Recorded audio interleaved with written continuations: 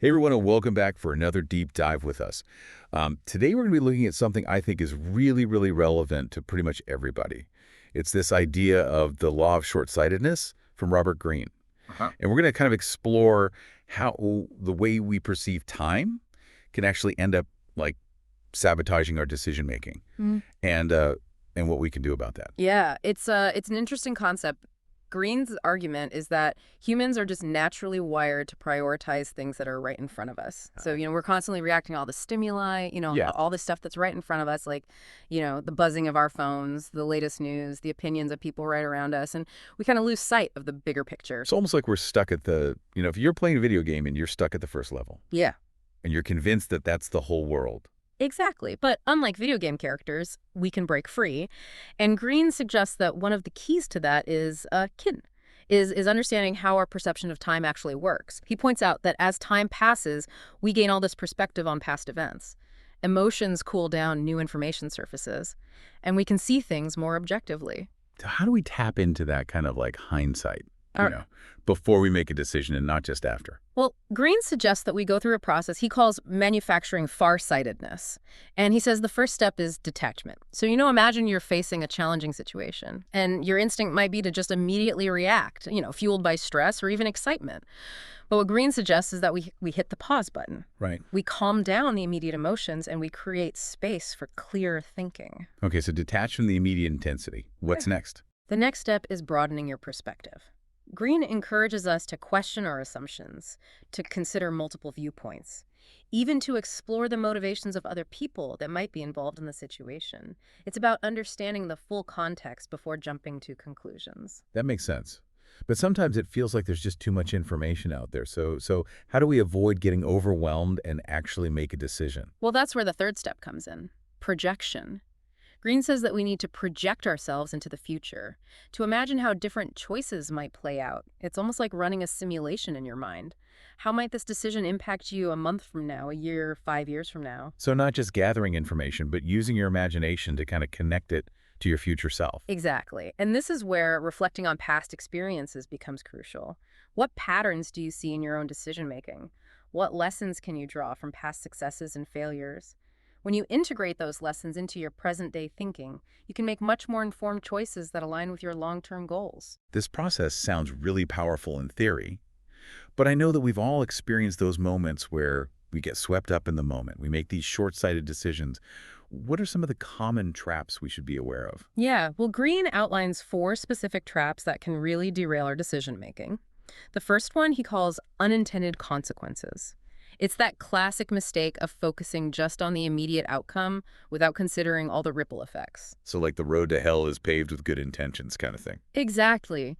A great example of this can be seen in the history of invasive species. Like the introduction of cane toads in Australia. Initially, they were brought in to control beetle populations in sugarcane crops. It seemed like a logical solution. But it backfired. Oh, it did. The Ah. toads didn't just eat the beetles, they devastated native wildlife. They spread rapidly, and they became a major ecological problem. Wow. Okay, so unintended consequences. What's the next trap? The next trap is called tactical hell. And it's a trap that a lot of us fall into in our personal and professional lives. It's this tendency to get caught up in multiple battles or arguments, and we lose sight of our long-term goals. Oh, so it's like getting sucked into the drama of it all and, reacting to every little challenge or every slight, and you just exhaust yourself in the process. That's a great way to put it. It's important to remember that not every battle needs to be fought. Sometimes choosing to disengage from a conflict is actually the more strategic move in the long run. This reminds me of that story about General Eisenhower during World War II. He had this sign on his desk that said, "What is important is seldom urgent, and what is urgent is seldom important." Oh, that's perfect. Eisenhower understood that staying focused on his overarching goals, rather than getting bogged down in all these day-to-day distractions, that was essential to winning the war. And it's a lesson that's applicable to all of us, even if our wars are metaphorical. So unintended consequences and tactical hell. What's trap number 3? Trap number 3 is called ticker tape fever, and it's particularly relevant in our modern world of constant information overload. It refers to the addictive nature of news and social media, which can create this kind of artificial sense of urgency. and it distorts our perception of larger trends. Right, because you're constantly bombarded with headlines and updates, and it's hard to filter out the noise and focus on what truly matters. You Yep. get caught up in the what's trending mentality and lose your sense of perspective. Exactly. It's like we're surrounded by this ticker tape constantly spitting out information, and we feel compelled to read every single piece of it, but in reality, most of it is just noise. So how do we avoid getting swept away in all that? Well, that's a question we'll explore a little bit later when we dive into Green's strategies for countering these traps. But Hmm. first, there's one more trap to unpack. All right, lay it on me. Mhm. What's the final trap? The final trap is called lost in trivia. This happens when we feel overwhelmed by the need to know every single detail. And it leads to mental fatigue and this inability to prioritize.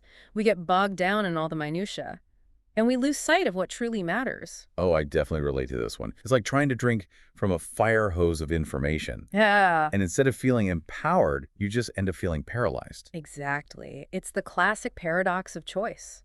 We have access to so much information that we become paralyzed by indecision, and we end up making no decision at all. Or we make a decision based on incomplete or irrelevant information. It makes me think of those people who spend hours and hours researching every single detail. Before they make even the smallest purchase, they read every review, they compare every feature, and ultimately they're so exhausted by the process that they don't end up buying anything at all. That's a great example. It's about recognizing that sometimes good enough is good enough. We don't need to know absolutely everything to make an informed decision. In fact, sometimes having too much information can actually be detrimental. So we've explored the 4 traps of short-sightedness: unintended consequences, tactical hell, ticker tape fever, and lost in trivia. And I'm already starting to see how these patterns play out in my own life. Well, that's the first step to overcoming them. Awareness is key. So what can we do to avoid falling into these traps? Well, Green offers a few strategies, but I think it would be helpful to take a closer look at those in the next part of our deep dive. Sounds like a plan. I'm eager to hear what he suggests. Listeners, stay tuned. We'll be right back.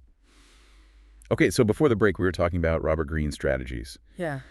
for, combating short-sightedness. I'm ready to hear, what can we actually do? How can we apply this to our own lives? Where do we begin? Well, the first antidote that Green offers is, it might seem deceptively simple. It's cultivate patience. Sounds obvious, right? But in our fast-paced world, patience is a skill that often gets neglected. I know I'm already feeling impatient, thinking about being patient. But yeah, I know you need. It's like we're so used to instant gratification. We want answers now. We want results now. We want everything now. Exactly. And that constant need for immediacy actually works against us. It keeps us trapped in this reactive mode. And it prevents us from stepping back and seeing the bigger picture. So practically speaking, how do we cultivate more patience? Is it just like telling yourself to calm down? It's definitely not that easy. It's more about creating a conscious practice. Green suggests building mental pauses into your decision-making process.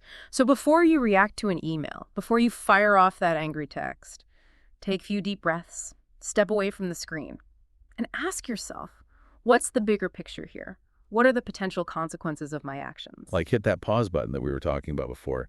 Give yourself that space to detach from the immediate emotions and kind of tap into that calmer, more rational part of yourself. Exactly. And the more you practice this, the more natural it will become. You'll start to notice those impulsive reactions before they take over, and you'll be able to choose a more thoughtful response. Okay, patience is key. What else can we do to combat this short-sightedness? Well, this next strategy is closely tied to patience, and that's defining your long-term goals. Think of it like this. If patience is the muscle, having clear goals gives you something to train for. It provides direction, and it helps you stay focused amidst all the distractions. So instead of getting swept away by the latest trend or reacting to every little crisis, you can ask yourself, does this align with my long-term goals? Is this the best use of my time and energy? Exactly. It's about having that North Star to guide your decisions. And when you're tempted to make a short-sighted choice, you can remind yourself of your ultimate destination and whether this choice will take you closer to or further from your goals. I think this is where a lot of people get tripped up. Like setting goals feels daunting. And even knowing what you truly want can be kind of hard to figure out. That's true. It's not always easy, but it's worth the effort. Green suggests starting by reflecting on your values. What's most important to you in life? What kind of impact do you want to make? Once you have a clearer sense of your values, you can start to identify goals that align with those values. So making choices that aren't just expedient but actually meaningful to you. Right. And remember, goals don't have to be set in stone. They can evolve as you do. The important thing is to have that guiding framework to help you navigate your decisions. So cultivate patience. Define long-term goals. Got it. What's that final strategy for combating short-sightedness? Well, this one is especially challenging in today's world. Develop a mental filter for information. We're bombarded with news opinions, distractions from all sides. If we try to consume it all, we'll just end up exhausted and overwhelmed. It really is like drinking from a fire hose of information. Exactly. Green argues that we need to be much more selective about what we allow into our minds. Instead of passively consuming every headline and update, we need to actively choose what we engage with. So how do we develop that kind of mental filter? Well, one helpful strategy is to be more mindful of your information sources. Who are you getting your news from? What are their biases? Are they presenting a balanced perspective? So questioning the information you're presented with, not just accepting it at face value. Exactly. And it's not just about news sources. It applies to social media, too. Who are you following? What kind of content are you consuming? Is it uplifting and inspiring? Or is it draining and negative? I know a lot of us just mindlessly scroll through social media Yeah. without even thinking about how it's impacting, our mood and our thinking. Exactly. And it's not about cutting yourself off entirely. It's about being more intentional. Choose to follow people and accounts that align with your values and your goals. Unfollow those that trigger negativity or comparison. Like curating your own information ecosystem. Precisely. And remember, it's an ongoing process. You might need to adjust your filter. As your interests and priorities change, So to recap, Green's antidotes to short-sightedness are: cultivate patience, define long-term goals, and develop a mental filter for information. Those all sound like really valuable practices. But I think a lot of listeners might be wondering, okay, but how do I actually integrate this into my daily life? that's a great point. Let's explore some practical applications of these strategies in the next part of our deep dive. Sounds good. Yeah. Okay, so we're back. And, we've talked about the traps of short-sightedness. We've talked about the antidotes. But how do we actually put these ideas into practice in our daily lives? Yeah, that's the key question, right? It's one thing to understand these concepts, but it's another to actually embody them. So let's start with patience. We talked about building in those mental pauses before reacting. But how do we actually make that a habit? Yeah, I imagine it takes practice, right? Like it's kind of like meditation. You don't just become a Zen master overnight. Yeah, that's a great analogy. And just like with meditation, there are techniques you can use to strengthen your patience muscle.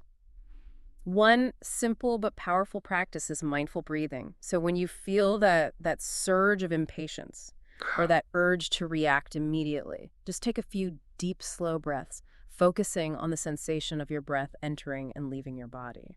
It sounds so simple, Yeah. but I can see how shifting your focus to something so fundamental could really help. Like break that cycle of reactivity. It really can. And the beauty of it is you can do it anywhere, anytime. In traffic, waiting in line, even in the middle of a heated discussion. Just a few conscious breaths can create enough space for you to choose a more thoughtful response. Okay, so mindful breathing for patience. What about setting long-term goals? That can feel really overwhelming, especially if you're not even sure where to begin. You're right, it can be daunting. But remember, it's not about creating this perfect, elaborate plan. Start small. Instead of trying to map out your entire life, focus on the next year or even just the next few months.